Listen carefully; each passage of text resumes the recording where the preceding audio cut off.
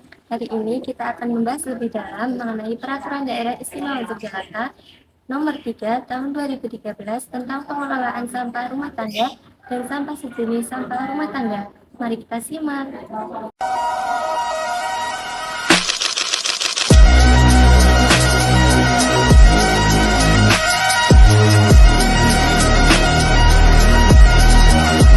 Dalam beberapa tahun terakhir ini, mungkin kita telah tahu bahwa Yogyakarta mengalami peningkatan jumlah sampah yang menyebabkan Yogyakarta mengalami darurat sampah.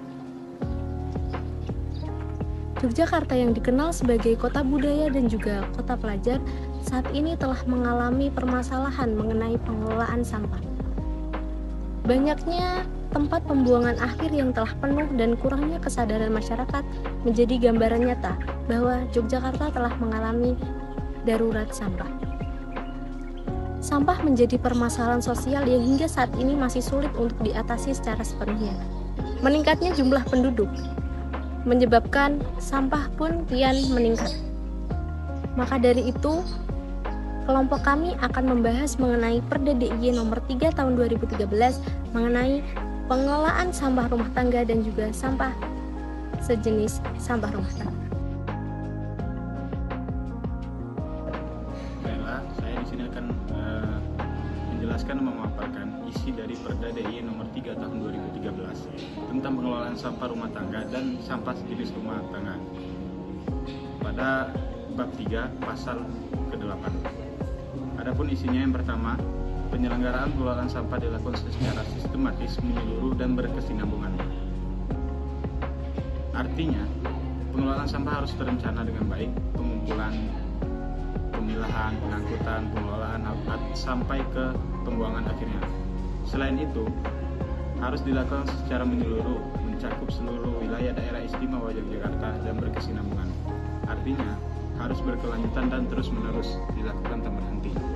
Ini menegaskan pentingnya lingkungan dari dampak negatif sampah secara terus-menerus dan terencana. Isi yang kedua itu adalah pengelolaan sampah rumah tangga dan sampah sejenis rumah tangga dilakukan dengan cara pengurangan sampah dan penanganan sampah. Pengurangan sampah di sini yang dimaksud adalah melibatkan langkah-langkah untuk mengurangi jumlah sampah yang dihasilkan. Ini dapat mencakup kampanye untuk mengurangi penggunaan barang-barang sekali pakai, mempromosikan praktik daur ulang, atau mengedukasi masyarakat tentang cara hidup yang lebih berkelanjutan. Terus penanganan sampah. Yang dimaksud di sini adalah merujuk pada proses pengelolaan dan pengelolaan sampah yang sudah ada.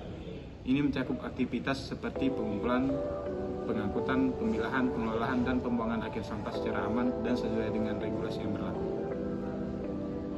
Oke, jadi di sini saya akan menjelaskan proses terbentuknya Perda DIY nomor 3 tahun 2013. Jadi yang pertama itu ada identifikasi masalah dan kebutuhan. Nah, maksudnya pemerintah daerah melalui Dinas Lingkungan Hidup mengidentifikasi permasalahan pengelolaan sampah yang ada dan kebutuhan akan regulasi yang lebih menyeluruh. Yang kedua itu ada penyusunan rancangan perda. Tim penyusun yang terdiri dari berbagai pemangku kepentingan, termasuk dinas terkait, ahli lingkungan, dan perwakilan masyarakat, menyusun draft awal rancangan perda. Yang ketiga ada konsultasi publik untuk mendapatkan masukan dari masyarakat, LSM, akademisi, dan sektor swasta. Yang keempat itu ada pembahasan di DPRD. Nah, draft rancangan perda dibahas dalam rapat-rapat komisi di DPRD Provinsi DIY. Pada tahap ini dilakukan kajian mendalam dan modifikasi berdasarkan masukan dari berbagai pihak. Yang kelima ada pengesahan. Tahap ini setelah melalui beberapa tahap pembahasan dan revisi, rancangan perda disetujui oleh DPRD dan disahkan menjadi perda oleh Gubernur DIY. Dan yang terakhir itu ada pengundangan. Jadi perda yang telah disahkan kemudian diundangkan agar memiliki kekuatan hukum dan dapat diimplementasikan secara resmi. Dalam penyusunan Perda nomor 3 tahun 2013 ini melibatkan berbagai pihak, diantaranya pemerintah daerah, DPRD, Dinas Lingkungan Hidup, LSM, akademisi, dan juga masyarakat. Mulai dari identifikasi masalah, penyusunan draft, konsultasi publik, pembahasan di DPRD, hingga disahkan dan diperundangkan menjadi Peraturan Daerah Istimewa Yogyakarta tentang pengelolaan sampah rumah tangga dan sampah sejenis sampah rumah tangga.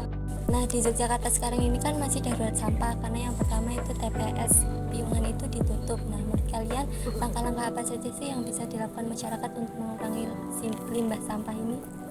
Kalau menurut kamu gimana nih? Kalau menurutku yang pertama kita bisa menggunakan kantong tas selain plastik. Kenapa? Karena plastik itu salah satu limbah yang sulit untuk diuraikan ya. Jadi kita saat berbelanja bisa menggunakan tas gitu. Terus menurutku kalau Kiki dulu? Kalau menurut aku ini biopori. Kalian tahu nggak biopori? Tahu, tapi jelasin aja Mas. Semacam buat lubang resapan. Iya. Jadi di tanah gitu dibuat lubang resapan. Nah, itu nantinya bisa diisi sama sisa-sisa makanan yang habis kita konsumsi gitu. Jadi sampah sisa makanan itu nggak kita buang di tempat sampah, melainkan di biopori biar jadi kompos juga. Jadi bisa mengurangi volume sampah juga. Oke.